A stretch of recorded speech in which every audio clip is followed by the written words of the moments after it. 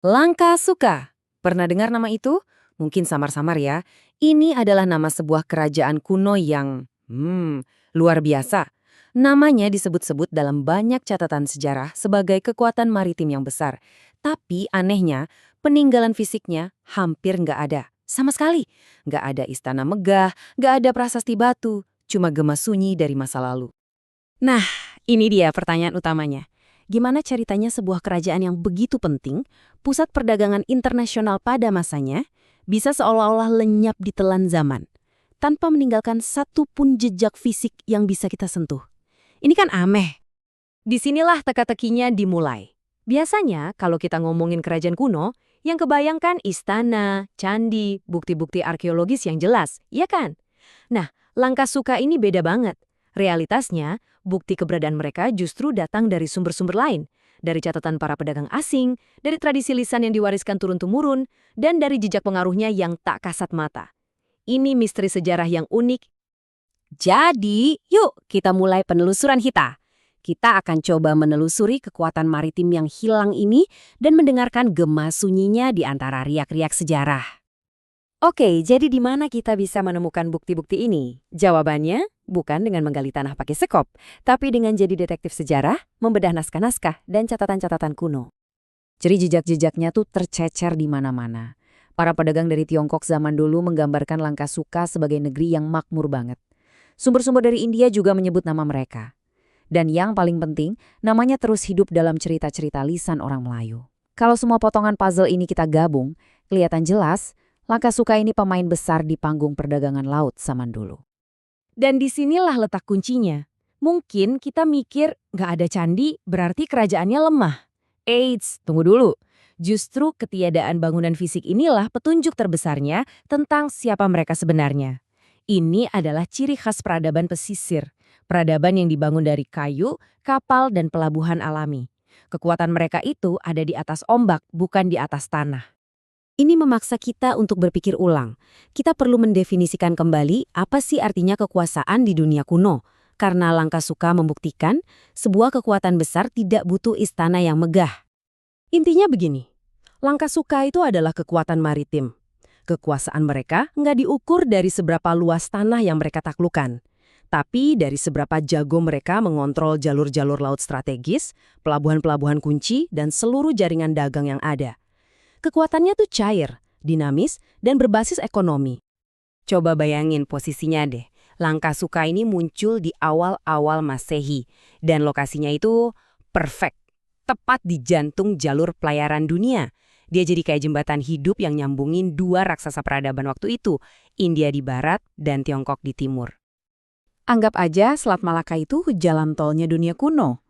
Nah, Langkah Suka ini yang megang salah satu gerbang tol paling penting. Siapapun yang bisa mengontrol jalan tol ini, ya dialah yang mengontrol denyut nadi ekonomi global pada zaman itu. Sesederhana itu. Lalu, gimana pengaruh dari kekuatan ini menyebar? Nah, ini yang menarik.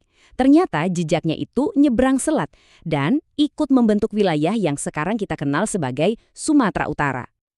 Tapi penting banget buat dicatat nih. Pengaruh Langkah Suka di pesisir timur Sumatera itu bukan soal invasi atau penaklukan politik. Sama sekali bukan.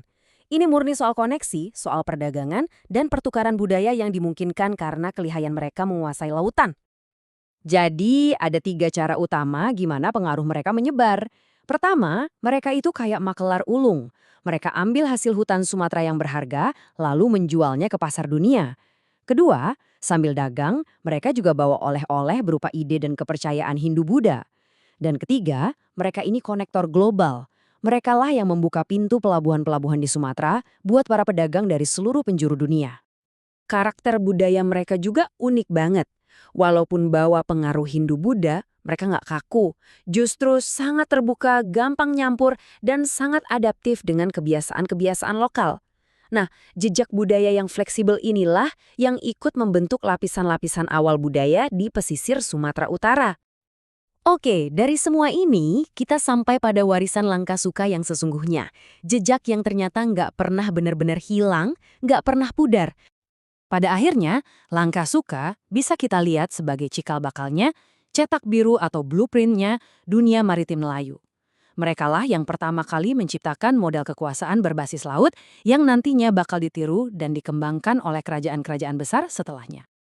Ada beberapa pelajaran penting banget yang bisa kita petik dari kisah Langkasuka. Satu, identitas Melayu itu lahir dari laut. Akarnya ada di sana.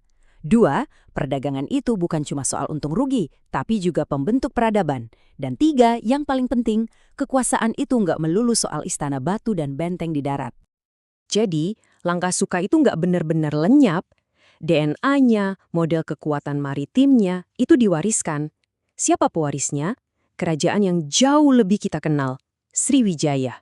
Sriwijaya mengambil model Langkasuka, lalu mengembangkannya jadi jauh lebih besar dan lebih canggih.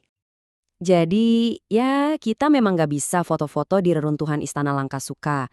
Tapi warisannya ada di sekitar kita. Bukan dalam bentuk bangunan, tapi dalam bentuk jejak pengaruh yang abadi di dalam budaya, cara kita berdagang, dan dalam sejarah maritim di sepanjang Selat Malaka.